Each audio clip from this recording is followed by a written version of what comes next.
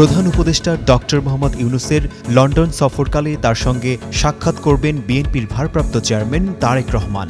BNP এবং সরকারি বিভিন্ন সূত্রে এই তথ্য জানা গেছে, তবে আনুষ্ঠানিকভাবে কিছুই জানা যায়নি। 4 দিনের সরকারি সফরে যুক্তরাজ্যে যাচ্ছেন ডক্টর ইউনূস। এ সময় তারেক রহমানের সঙ্গে তার বৈঠক হয় কিনা তা নিয়ে রাজনৈতিক মহলে বেশ জল্পনা কল্পনা ছিল। বিএনপি সূত্র জানায়, তারেক রহমানের এ সাক্ষাৎ সৌজন্যমূলক হলেও সেখানে নির্বাচন, সংস্কার ও জুলাই গণহত্যার বিচার নিয়ে আলোচনা হতে পারে। তবে সেই বৈঠক কবে হতে পারে তার দিনক্ষণ কিছুই জানা যায়নি।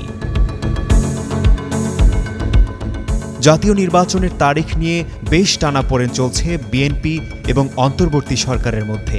আর এটা ওটা না, কাপড় ধোয়ার একটাই সলিউশন, চাকা অলিওয়ান। যে কোনো মূল্যে বিএনপি চায় ডিসেম্বরের মধ্যে নির্বাচন, আর ডক্টর ইউনূস ঘোষণা দিয়েছেন নির্বাচন হবে এপ্রিলের প্রথমার্ধে। এরপরও ডিসেম্বরে নির্বাচনের দাবিতে অনড় বিএনপি।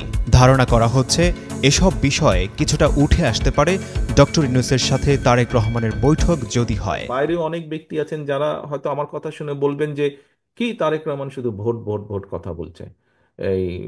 হ্যাঁ, আমরা তো ভোটের কথা বলবো, আমরা তো রাজনীতি করি, আমরা একটি রাজনৈতিক দল, ভোটের কথা বলবো, এটা একটা নর্মাল ব্যাপার। এছাড়া বাংলাদেশি বংশোদ্ভূত অন্য 3 ব্রিটিশ এমপি রূপা হক, রুশানা আলী ও আফসানা বেগমের সঙ্গে ডক্টর ইউনূসের বৈঠকের কথা রয়েছে।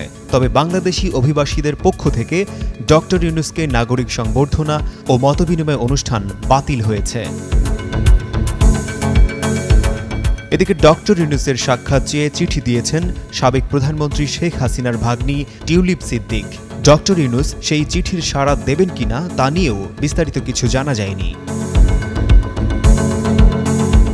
ডক্টর ইউনূসের এই 4 দিনের লন্ডন সফরে ব্রিটিশ রাজ পরিবারের আয়োজনে তাকে কিং চার্লস হারমোনি অ্যাওয়ার্ড 2025 প্রদান করা হবে। এছাড়া আন্তর্জাতিক থিঙ্ক ট্যাঙ্ক চ্যাথাম হাউসের সঙ্গে তার কর্মসূচি চূড়ান্ত হয়েছে।